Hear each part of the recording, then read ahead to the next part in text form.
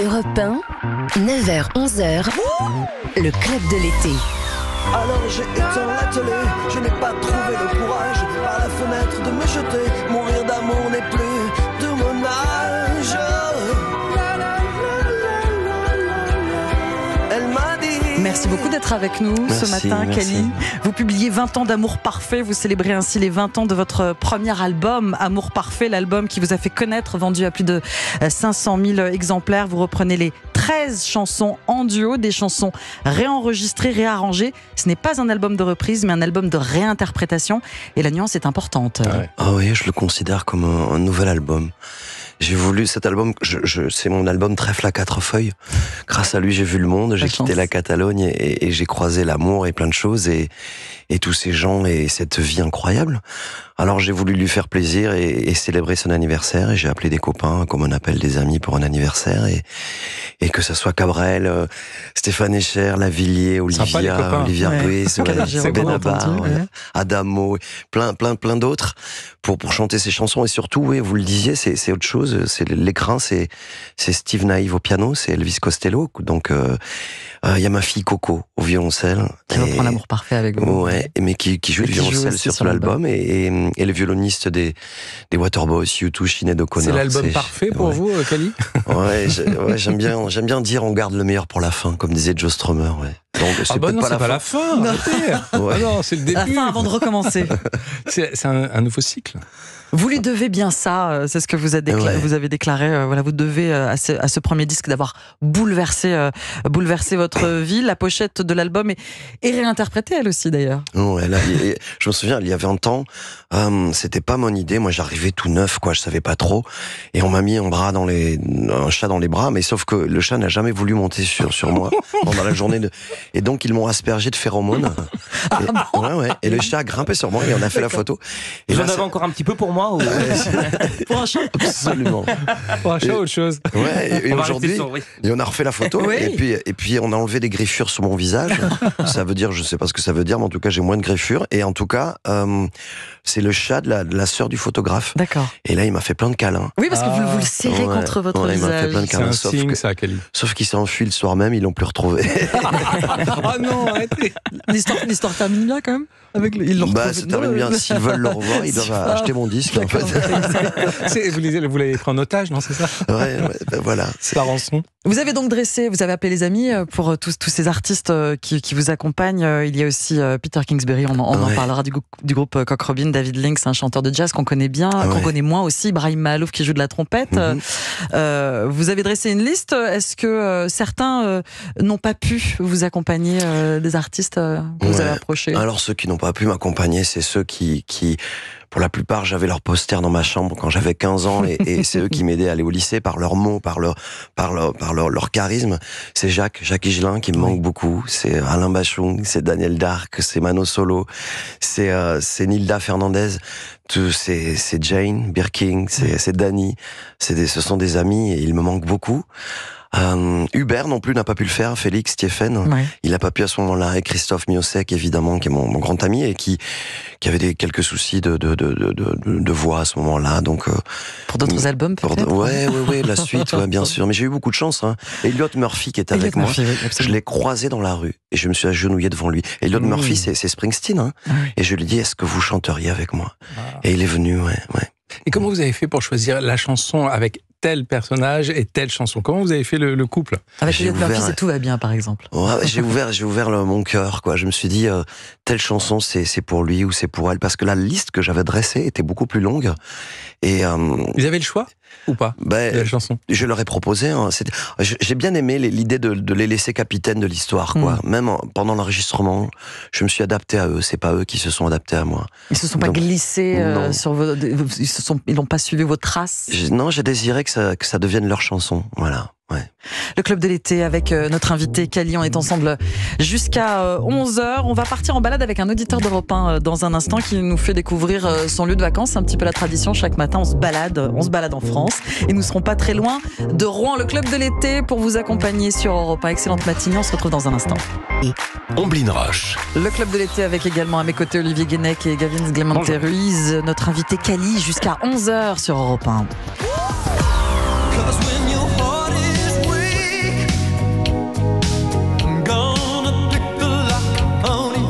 chanteur américain Peter Kingsbury, leader du groupe Cock Robin dans les années 80. Vous chantez avec Peter Kingsbury sur votre dernier album 20 ans d'amour parfait. Kali, vous reprenez L'amour parfait, titre complété par A State of Grace.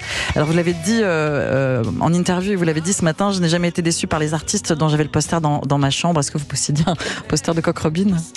Non, en tout cas j'avais sa musique et puis ce duo incroyable avec cette fille-là. Et puis c'est une voix, elle descend de Dieu, quoi, du ciel, de je sais pas où. Mais elle n'a pas pris une ride d'ailleurs quand on l'entend chanter à vos côtés. Ouais, et c'était, j'ai ressenti beaucoup d'émotions quand il chantait à côté de moi, là, comme ça. J'ai pleuré, quoi. C'est parce qu'il est très perfectionniste, il veut rien lâcher. Il m'a dit ce duo peut être très beau, mais on doit aller au bout. Ça a pris du temps avec lui parce que il est parti après au Texas et ça a failli pas se faire. Alors je lui ai envoyé un message, je lui ai dit si c'est pas toi, je la fais pas, ou alors je me coupe en bras ou les deux. Et j'ai réussi à le convaincre totalement. Et d'ailleurs cette chanson, L'amour parfait que vous interprétez aussi avec votre fille violoncelliste, violoncelliste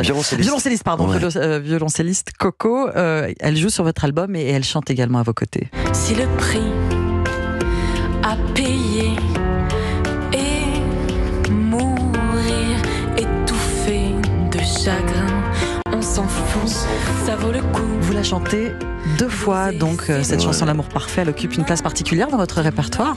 Ouais, parce que c'était la chanson préférée de ma grand-mère, même Estella. Et elle a pu vivre un petit bout de mon histoire, Kali, et cette chanson, elle l'écoutait toute seule chez elle, et c'est devenu peut-être ma chanson préférée de mes chansons, grâce à ça.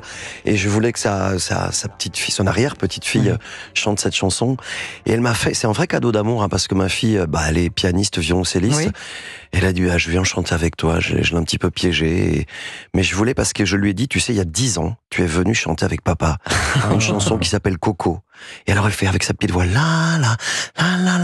Et 10 ans après, elle est là. Donc dans 10 ans, on va refaire quelque chose, j'imagine. Vous allez refaire une chanson, c'est finalement la même chanson et elle prend 2 dimensions différentes avec ces 2 interprétations, avec Peter Kingsbury et avec votre fille Coco.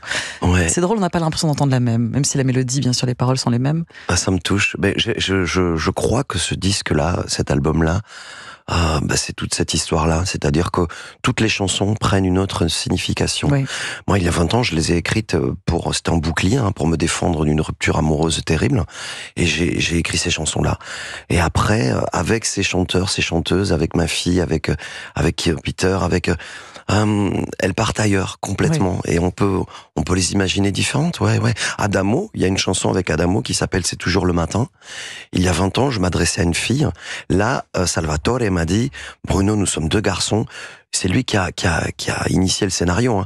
Tu es mon meilleur ami et tu me trahis. Voilà, c'est encore autre chose, quoi. Mais c'est ça. Elles vivent une autre histoire. Ouais, complètement. Ces chansons. Chaque matin, Gavin, pardon. Vous avez dit, c'est beau ce que vous dites sur l'amour. Vous avez dit, j'aime sous haute tension. Et j'aime bien cette phrase, je trouve que ça vous va bien, vous êtes à fleur de peau et on sent que ces chansons sont là pour penser, ça dépend, vous l'écrivez comme vous voulez, pour donner un petit peu de relief à vos vies et de vous faire réagir à nouveau. Ouais, totalement, mais je sais pas vous, mais c'est une vie, alors c'est peut-être difficile pour les proches à vivre, moi il y a 10 minutes où je caresse le soleil et 10 minutes où je suis au fond des ténèbres, et un amour c'est pareil, donc j'aime bien l'idée qu'une chanson puisse vous attraper le matin et vous offrir l'éternité, et puis le soir vous enfermer et vous faire pleurer la même chanson. Et ça me plaît, ouais. Vous aimez pleurer, vous avez dit ça aussi. Beaucoup, c'est important. Avec l'âge aussi, peut-être un peu plus ou pas forcément? C'est pas les mêmes larmes? C'est peut-être pas... Si, ce sont les mêmes larmes. Ouais. J'ai toujours 19 ans et 7898 jours, donc tout va bien. En duo avec Pascal Obispo, Kali, notre invité dans le club de l'été jusqu'à 11h. Cet album, 20 ans d'amour parfait, vous réinterprétez Les choses défendues, qu'on vient d'entendre, la chanson qui donne son nom à votre 7e album sorti en 2016. Pourquoi avoir ajouté celle-ci en particulier?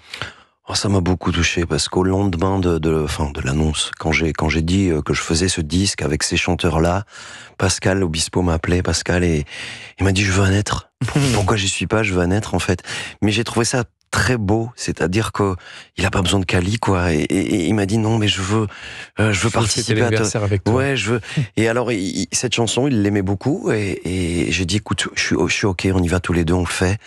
Et c'est un beau cadeau qu'il m'a fait, vraiment qu'il m'a offert, parce que parce que je l'aime beaucoup, parce qu'il est adorable et parce qu'il aide beaucoup de personnes, beaucoup de chanteurs et voilà, c'est quelqu'un qui plane un petit peu au-dessus là sur la chanson, c'est cool, c'est bien. Les choses défendues, donc c'est chanson bonus qu'on ajoute voilà, à la fin, et puis avec aussi L'amour parfait que vous réinterprétez avec votre fille Coco. Avec 20 ans d'Amour parfait, vous célébrez les 20 ans de votre premier album. Kelly, les chansons apparaissent dans le même ordre. Pourquoi changer finalement ? Ouais, j'ai fait une tournée avec Steve Naive. Là, on la reprend en automne, l'hiver, printemps, piano-voix. Et on jouait l'album entièrement dans l'ordre.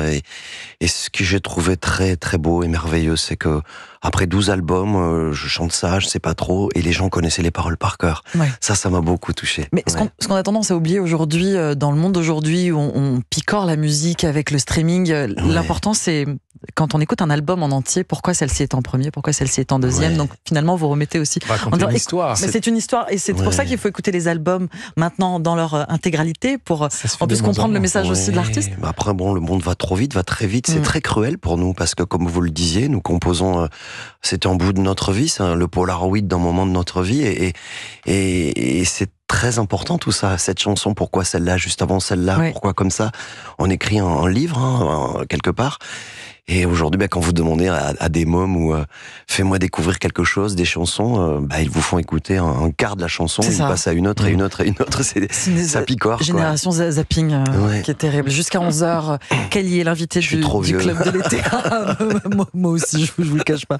Le Club de l'été jusqu'à 11h avec notre invité Kelly pour parler de l'album 20 ans d'amour parfait. Europe 1, 9h, 11h, le Club de l'été. C'est quand le bonheur, c'est quand le bonheur, c'est quand le bonheur, c'est quand le bonheur. Le Club de l'été avec notre invité Kelly jusqu'à 11h, votre dernier album 20 ans d'amour parfait. On vous entend avec Francis Cabrel, c'est votre fille. Oui, c'est Coco là. C'est quand le bonheur. L'orchestration est très différente de la version, de la première version. J'ai même pas envie de dire la version originale puisque c'est les deux. Nouvelle version. Voilà, la nouvelle version, moins enjouée. C'est une manière aussi pour nous de redécouvrir votre texte, vos mots lourds de sens, chagrin, j'en crève, le goût amer. On redécouvre c'est quand le bonheur. C'est ce que m'a dit Francis Cabrel. J'ai eu la chance de partager la scène avec lui. Et une fois, nous avons repris sa chanson Encore et encore, qui est très enjouée, très rythmée. Et on était sur scène, piano, en cuivre, comme ça. Et à la fin, il m'a dit, mais je redécouvre mes mots, c'est une autre chanson pour moi. Il était ravi. Et quand je l'ai appelé, je lui ai dit, je voudrais la même chose. Je voudrais redécouvrir mes mots grâce à toi, voilà. Et vous-même, Kelly, quand vous redécouvrez, quand vous réenregistrez vos mots, est-ce que vous redécouvrez des sens que vous aviez peut-être pas sentis au début? Des sons peut-être que vous n'aviez pas entendus? Ouais, et puis il y a cette fougue, un petit peu pas colère, mais il y a quelque chose d'il y a 20 ans dans la voix aussi. Et oui, vous avez évolué, vous avez rencontré d'autres gens, vous avez chanté avec d'autres personnes. Et les vies ont vécu, les chansons ont vécu beau, aussi. Justement, c'est ça qui est chouette. Il y avait une urgence, c'est autre chose là. C'est une voix qui a pris de la bouteille. Hein. C'est plus la même voix. Au sens premier. Est-ce que vous avez changé de voix? Vous trouvez? C'est un peu aggravé? Non, je monte très haut encore. Je fais le malin, mais c'est vrai.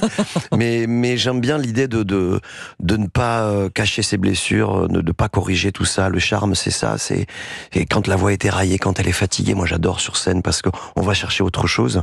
Et l'image est différente. Encore une fois, c'est un autre chemin. J'aime beaucoup ça. Ouais. Avec 20 ans d'amour parfait, vous célébrez aussi vos 20 ans de succès. Comme peuvent le faire d'autres chanteurs, vous ne vous êtes pas dirigé vers le format classique de la compilation qui retrace 20 ans de carrière. Non, mais franchement, je ne voulais pas parce que j'ai encore des choses à dire et j'ai envie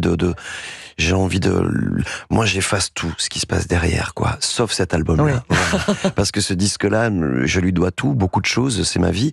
Mais par contre, le reste, c'est devant que ça se passe, quoi. C'est tout ce qui arrive, la jeunesse flamboyante. Je m'associe avec des jeunes parfois là qui me montrent des chemins nouveaux et tout ça, ça me touche beaucoup. Ce qui va arriver m'intéresse beaucoup. Ouais. Donc vous dites le meilleur pour la fin. Enfin, c'est pas fini. À chaque fois, je sais pas. C'est quand le bonheur, c'est toujours demain. Ouais. C'est toujours aujourd'hui, c'est demain, c'est hier. Vous disiez à la sortie de votre premier album en 2003, le texte doit être intemporel et je veux en être fier aujourd'hui comme dans 30 ans. Bon, évidemment, on en discute depuis une heure, on peut dire que c'est réussi dans 10 ans aussi, 10 ans à tenir. Ouais, je trouve ça beau parce que j'ai croisé beaucoup de chanteurs qui ont commis leur premier album à 20 ans ou à 15 ans ou à 18 ans et qui ne sont pas très fiers de leur texte. Évidemment, on sculpte les choses, on démarre. Moi, j'ai eu le temps d'apprendre, de vivre, en fait, de vivre vraiment. Votre chance, c'est d'avoir commencé peut-être un peu plus tard que les plus jeunes. Exactement. D'avoir galéré, est-ce que c'est vraiment le terme d'ailleurs? Non, c'est jamais de galère, non. Vous avez fait de la baloche, comme vous dites. Ouais, mais j'adore ça. Ouais, moi, je serais, s'il m'était pas arrivé cette histoire de séparation, je n'aurais pas fait ce disque-là et je serais très heureux en train de vivre mes balles de village autour de Perpignan parce que j'adore ça. Il faut, non, franchement. Et puis on est, c'est un job incroyable. Hein. Je connais pas d'autre job où moi je peux recevoir un coup de téléphone qui à tout moment de la journée qui va m'annoncer une nouvelle extraordinaire. Ça m'est arrivé tu vas chanter avec Patti Smith. Waouh, tu vas chanter avec les Simple Minds. Waouh, c'est juste un coup de fil comme ça. Et au moment où j'ai reçu le coup de fil des Simple Minds, j'étais à la Réunion et je regardais l'océan comme ça et une baleine a sauté devant moi. Je vous jure. Non mais ça arrive quoi. Mais qu'est-ce que vous êtes dit quand on vous a dit tu vas faire une émission avec Omblin-Roche? J'ai pleuré toute la nuit. Ouais. Non, c'est beaucoup trop d'honneur. Avec le bruit là qu'il a fait tout à l'heure. Parce que j'ai cru que c'était des chaînes, moi, de la nuit dernière. C'était une petite sardine qui a sauté et je chante beaucoup moins bien Mandela Day. Alors, donc ne comptez pas sur moi pour ça. Mais c'est vrai que finalement, est-ce que c'est le message que vous pouvez aussi prodiguer aux plus jeunes? Bourlinguer d'abord. Vivez. Arpenter les salles, les clubs, les baloches, les balles de village. Bien sûr, vivre. Et puis surtout, ne pas s'accrocher à des modes, quoi. On est tous différents, on a des labyrinthes différents. Une mode, c'est une mode, ça passe. Moi, je dis souvent, il vaut mieux 40 ans de retard que 6 mois, quoi. Donc, et il faut agripper les choses et il faut agripper les choses qu'on a au fond du ventre parce qu'on est tous différents, totalement. Moi, ce qui me plaît, c'est que j'écris des romans, là, je suis en train de terminer en 4e et qui je suis pour écrire un livre. Et puis, à un moment, je me suis dit, bah, tu es toi-même, quoi. Alors, amuse-toi, vas-y, écris. Et c'est ce que je conseille aux gens. Et les jeunes chanteurs, les jeunes artistes ne doivent pas essayer de copier quelque chose. Ils doivent essayer parce que les gens sont pas fous, hein, ils aiment la sincérité. Ils doivent essayer d'agripper leur tripes et les cracher sur la table. Et c'est ce qui marche, je vous jure. On peut pas continuer à mentir trop longtemps. Non, les impostures, ça se voit trop vite. Ça se voit vite. Auteur, compositeur, chanteur. Kelly est avec nous, homme de scène aussi, homme de rugby. On parlera de sport justement dans un instant avec Céline Géraud et on parle avec vous jusqu'à 11h de votre dernier album, 20 ans d'amour parfait. À tout de suite sur Europe 1. Avant de terminer cette émission avec vous, Kelly, je vous propose de jouer avec nous et au grand choix de l'été, vos grands choix de propositions, soit l'un, soit l'autre. Il faut aller relativement vite. Vous allez voir, c'est pas très compliqué. Tongue ou espadrille? Tongue. Un bon livre ou un bon disque? Oh là là, allez, un bon livre. Je sais que c'était pas compliqué, sachant que vous allez publier un prochain roman très bientôt d'ailleurs. Bob ou casquette? Rien du tout. Rien du tout. Bono ou Léo Ferré? Bono de U2. Ah là là, mais Léo Bono. Léo Bono. Boule de pétanque ou boule de glace? Boule de pétanque. Ah ouais. Offrir un cadeau ou recevoir un cadeau? Offrir un cadeau. Cocotte ou chandelle? Chandelle. C'est du rugby. Écrire ou chanter? Chanter parce qu'écrire. Chanter parce qu'écrire, c'est formidable. Bruno ou Cali? Cali, ça me plaît bien. On m'appelait le petit Cali à Vernet-les-Bains, donc je garde ça, ça me plaît, ouais. Bruno Calituri, merci beaucoup, merci Kelly, beaucoup d'avoir passé avec nous ces 2 heures du Club de l'été, d'être passé dans ce studio Coluche à Europe 1. Votre dernier album, 20 ans d'amour parfait, qui célèbre les 20 ans de votre premier album, est disponible. Vous interprétez à nouveau, en duo, toutes les chansons du disque avec des amis, chansons réorchestrées, réarrangées. C'est un autre album. Des recréations. C'est ça. Des récréations. Ce ne sont pas Et j'embrasse ma famille, ma chérie, mes enfants. Je suis bientôt à la maison.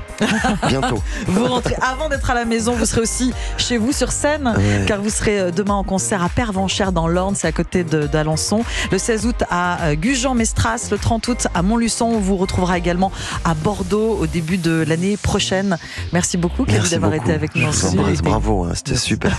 Je me suis régalé. On a passé un très bon moment avec vous. Et sur Europe 1, on laisse la place à Mickaël Dorian.